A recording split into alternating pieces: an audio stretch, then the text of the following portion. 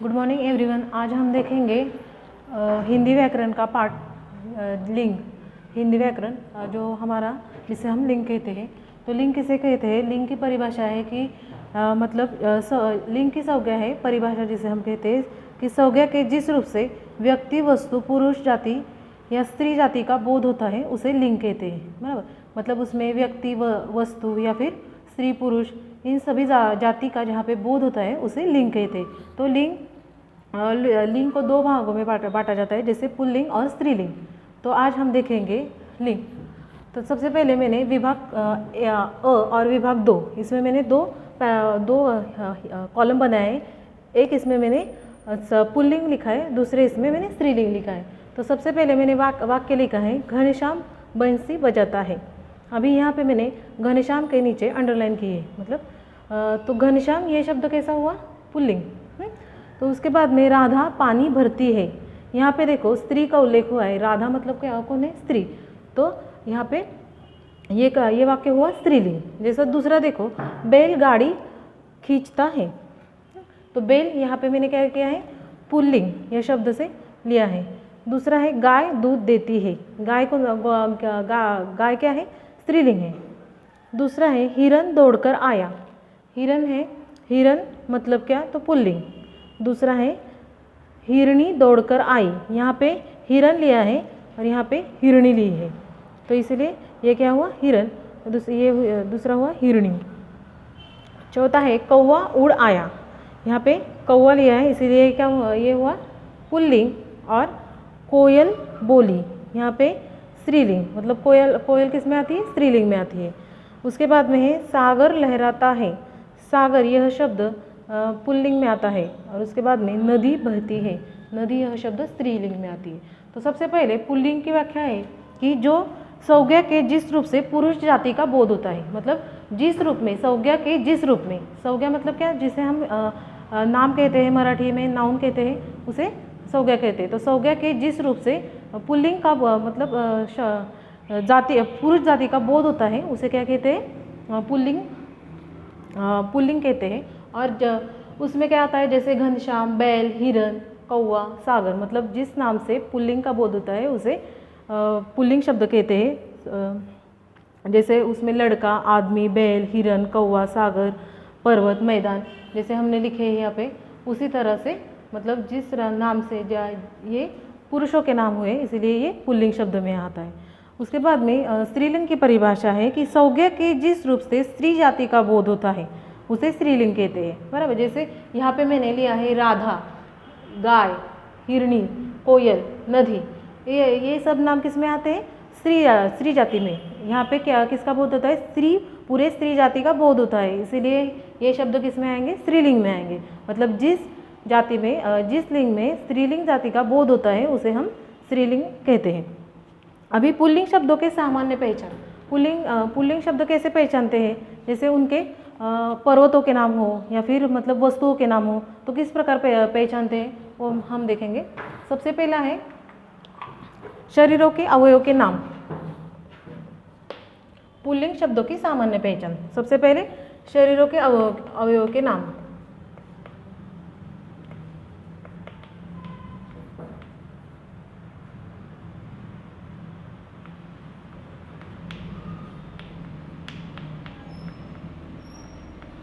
जैसे हमारे शरीर के अवयव हैं, जैसे सिर हो, मस्तक, मुंह, बाल, नाखून, दांत, होठ, बगाल, हाथ, पैर, पाँव, घुटना, ये सब किस में आते हैं? पुल्लिंग शब्द में आते हैं। जैसे सिर, घुटना, हमारे शरीरों के सब अवयव किसमें आते हैं? पुल्लिंग शब्द में आते हैं।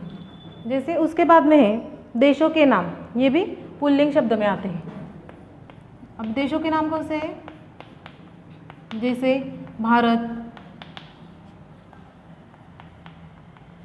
अफ्रीका, जो सारे देशों के नाम हैं वो इसमें आते हैं। भारत, चीन, Pakistan, Japan, America, England, Africa आदि, ये सारे देशों के नाम ये पुल्लिंग शब्द में आते हैं। तीसरा है पर्वतों के नाम। पर्वतों के नाम भी पुल्लिंग शब्दों में आते हैं। जैसे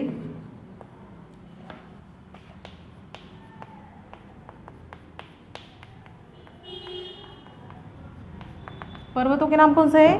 तो हिमालय, विंध्य, सह्याद्री,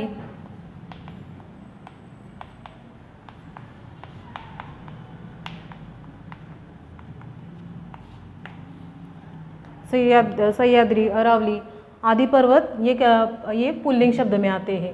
मतलब पुल्लिंग शब्द पहचानते समय हमको, बोलते समय ही हमको पुल्लिंग शब्द की पहचान हो जाती है। जैसे समुद्रों के नाम,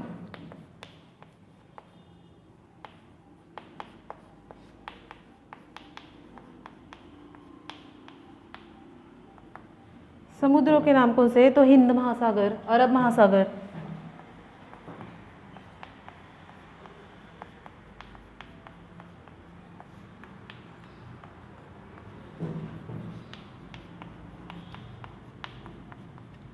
हिंद महासागर, अरब महासागर और प्रशांत महासागर, काला महासागर, लाल महासागर इत्यादि समुद्रों के नाम में आते हैं। मतलब कोई भी समुद्रों के नाम इसमें आते हैं, पुल्लिंग शब्द में आते हैं। उसके बाद में है हमारा महीनों के नाम।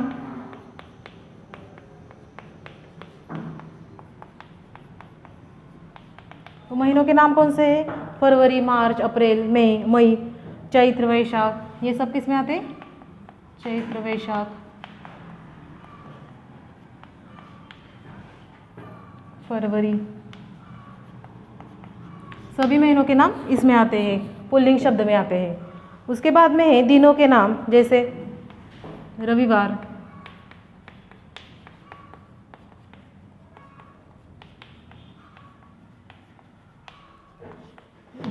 सोमवार, मंगलवार आदि।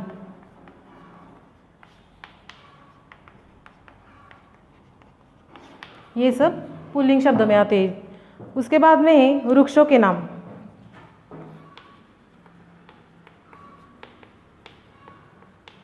जैसे पीपल, नीम,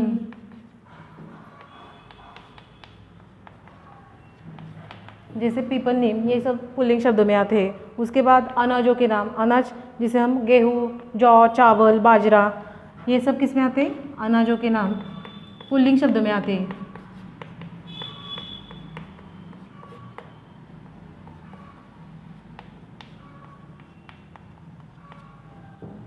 उसके बाद द्रव पदार्थों के नाम,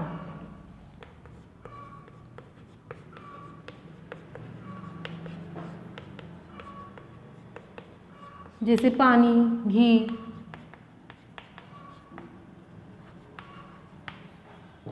मतलब हमें ध्यान रखते समय इतना ही रखना है कि शरीरों के अवयवों के नाम, जैसे सिर, घुटना, जो हमारे पूर्ण शरीरों के नाम हैं। देशों के नाम, भारत, अफ्रीका, पर्वतों के नाम, सह्याद्री, हिमालय, समुद्रों के नाम, हिंद महासागर, अरब महासागर, महीनों के नाम, दिनों के नाम, वृक्षों के नाम, अनाजों के नाम और द्रव्य पदार्थ के नाम, ये सब किसमें आते हैं? पुल्लिंग शब्द में आते हैं। हमें पुल्लिंग शब्द की पहचान इस तरह करनी होगी। उसके बाद में है धातुओं के नाम, धातुओं के नाम में भी इसमें ही आते हैं।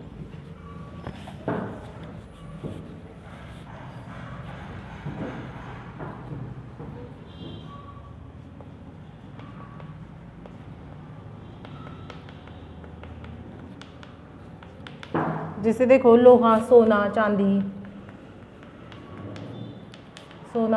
लोहा, जैसे तांबा, कांस, जस्ता आदि, ये सब किस में आते हैं? इसमें आते हैं। और कुछ शब्द अपवाद है, जैसे हम बोलेंगे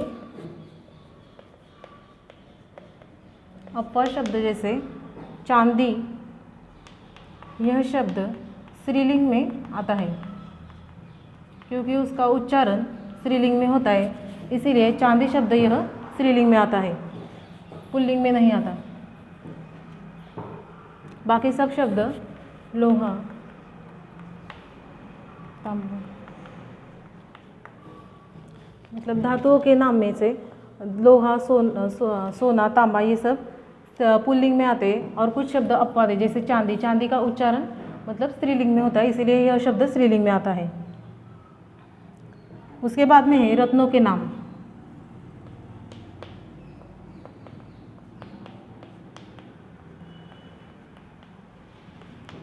रत्नों के नाम है हीरा, माणिक,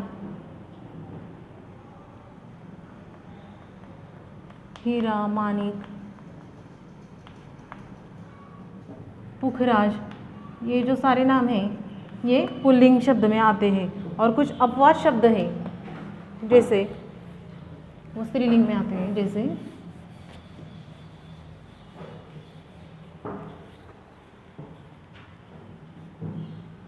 मणि। मणि यह शब्द स्त्रीलिंग में आता है क्योंकि इसका जो उच्चार है वो स्त्रीलिंग में होता है, इसीलिए मणि का उच्चारण मतलब रत्नों के नाम में सिर्फ मणि का यह शब्द जो है वो स्त्रीलिंग में आता है। बाकी सारे रत्नों के नाम यह किस में आते हैं? पुल्लिंग शब्द में आते हैं। उसके बाद में लास्ट है, ये शब्द हिंदी में पुल्लिंग शब्द कहलाते हैं।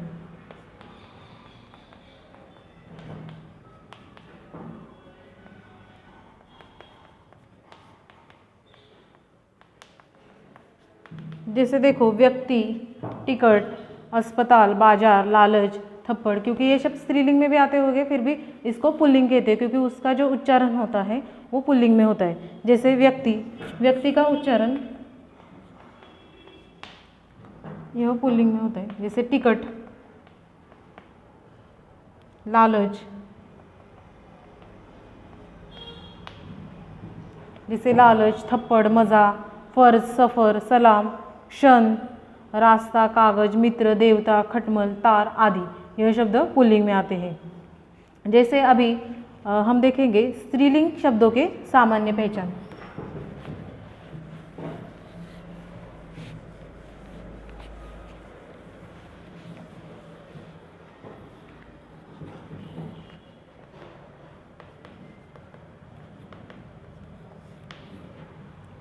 जैसे स्त्रीलिंग शब्द में सामान्य पहचान मतलब क्या है? जो नदियों के नाम हैं। जैसे नदियों के नाम कौन से? गंगा, यमुना, गोदावरी, कृष्णा, कावेरी आदि नदियों के नाम किस में आते हैं? स्त्रीलिंग में आते हैं। जैसे अपवाद कुछ शब्द है जो पुल्लिंग में आते हैं। जैसे अपवाद शब्द ब्रह्मपुत्रा, ब्रह्मपुत्र यह शब्द पुल्लिंग में आता है। उसके बाद में सोन, यह दो शब्द पुल्लिंग में आते हैं। उसके बाद में नदियों के सारे नाम जैसे कृष्णा, कावेरी, जितने भी नदी हैं इसके यह सब स्त्रीलिंग में आते हैं। और अपवाद छोड़कर ब्रह्मपुत्र और सोन यह क्योंकि इसका जो उच्चारण है वो कैसा है? पुल्लिंग जैसा है, इसलिए इसका मतलब ये शब्द जो है वो पुल्लिंग में आते हैं। उसके बाद में है तिथियों के नाम।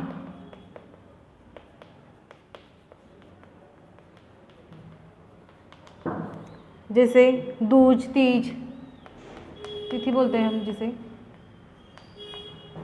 एकादशी, पूर्णिमा, अमावस आदि ये नाम स्त्रीलिंग में आते हैं। तीसरा है नक्षत्रों के नाम।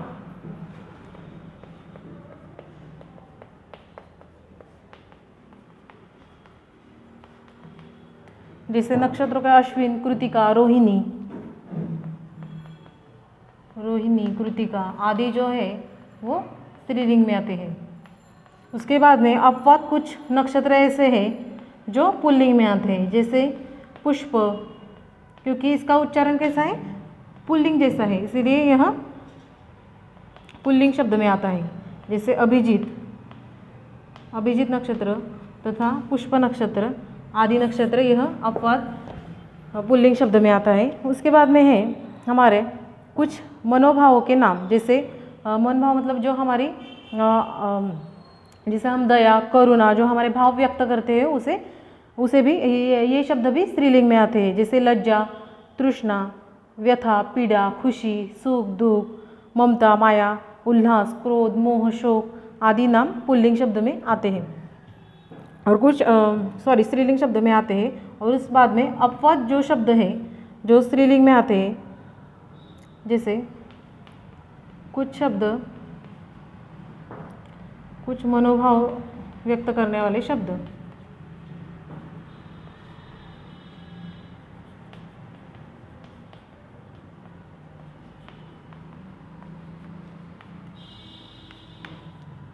जैसे देखो मनोभाव व्यक्त करने वाले मतलब दया, करुणा,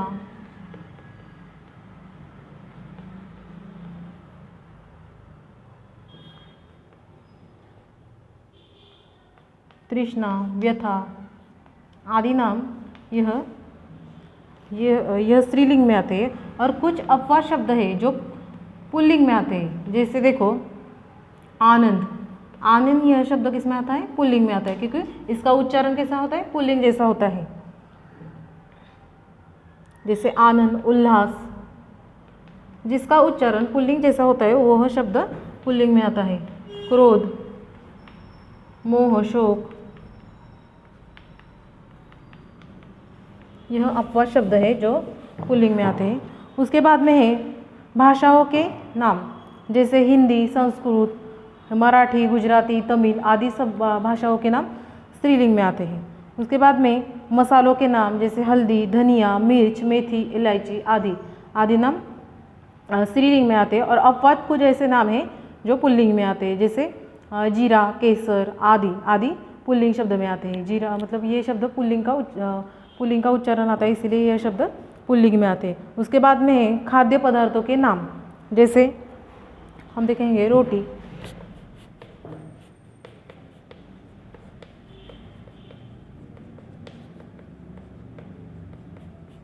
जैसे खाद्य पदार्थ कौन से होते हैं? जैसे रोटी, दाल, चावल, यह सब कचौड़ी, खीर, पूरी, ये सब ये स्त्रीलिंग शब्द में आते हैं। और अपवाद कुछ शब्द ऐसे हैं जो स्त्रीलिंग में आते हैं, पुल्लिंग में आते हैं, जैसे लड्डू, हलवा, भात आदि पुल्लिंग शब्द में आते हैं। उसके बाद खाद्य पदार्थों के सभी के नाम स्त्रीलिंग शब्द में आते हैं।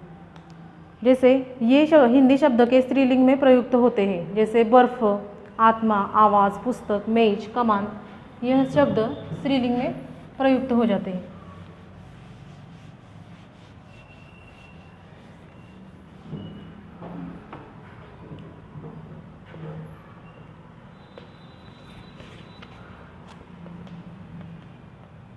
यह शब्द हम हिंदी में स्त्रीलिंग कहलाते हैं। जैसे देखो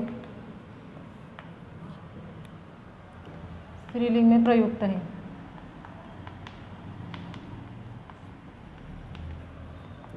जैसे अग्नि,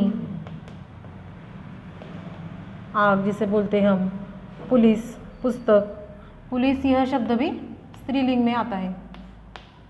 उसके बाद में किरण, चादर, पोशाक, यह आपका शब्द स्त्रीलिंग में आते हैं। जैसे राह, जय,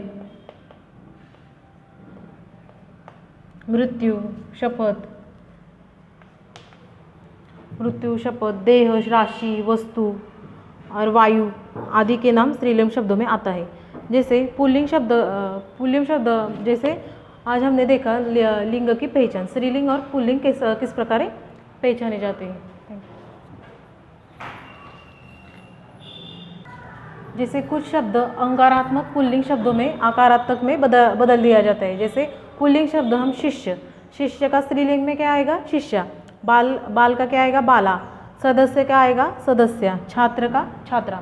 यह शब्द अकारात्मक शब्दों पुल्लिंग शब्दों के अंकारात्मक शब्द में बदल दिया जाता है।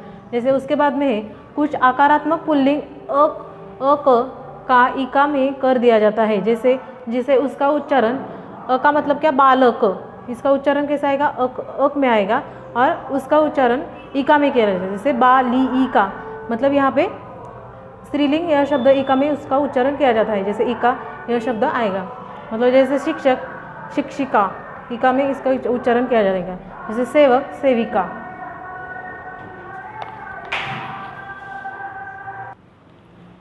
जैसे कुछ शब्द अ अथवा ई से उच्चारण होता है। जैसे देव, इसका उच्चारण कैसा है? अ से होता है और उसका उच्चारण ई से करना पड़ेगा। जैसे हमको देव का क्या करना पड़ेगा? देवी। जैसे देव का देवा नहीं आएगा, देव का ई से उच्चारण करना पड़ेगा, देवी। पुत्र का पुत्री, मतलब ई से उच्चारण करना पड़ेगा। तो जैसे दास, दासी, किशोर, किशोरी, कुमार, कुमारी, नर्तक, नर्तकी, हिरन, हिरनी, कबूतर, कबूतरी, चाचा, चाची, मामा, मामी, दादा, दादी आदि शब्द यह स्त्रीलिंग पुल्लिंग में आते हैं। जैसे इसका उच्चारण ई से किया जाएगा। उसके बाद में कुछ अन्य शब्द है, जैसे उनका प्रत्यय इन से आएगा। जैसे माली का क्या आएगा? मालिन आएगा। उसके बाद में कुम्हार, कुम्हारीन ऐसे उच्चार किया जाएगा। जैसे ग्वाला, ग्वालिन, तेली तेलीन, सुनार सुनारिन, साथी सातिन, मालिक मालकिन आदि ये सारे शब्द स्त्रीलिंग पुल्लिंग में इस प्रकार बदले जाते हैं। जैसे आइन, आइन प्रत्यय जोड़कर भी यह मतलब कि किस प्रकार बदला जा सकता है। जैसे ठाकुर, ठाकुर का ठकुराइन, इस प्रकार बदला जाएगा। मतलब इन उच्चार से, आइन उच्चार से यह प्रत्यय लगा के जो यह बदला जाएगा पुल्लिंग का शब्द, पुल्लिंग शब्द स्त्रीलिंग में। जैसे पंडित पंडिताइन, साहू साहुआइन, चौधरी चौधराइन, बाबू बाबुआइन, यह शब्द इस प्रकार बदला जाएगा। जैसे संस्कृत पुल्लिंग शब्दों के अंत में मान या मान प्रत्यय मति के वान प्रत्यय वती में बदल जाता है। जैसे देखो श्रीमान, श्रीमान का आएगा श्रीमती, बुद्धिमान, बुद्धिमान का बुद्धिमती, भाग्यवान भाग्यवती, इस प्रकार बदला जाएगा। आज हम इस प्रकार लिंग, यह शब्द मतलब इस प्रकार हमने आज यह लिंग शब्द की पहचान देखी। Thank you.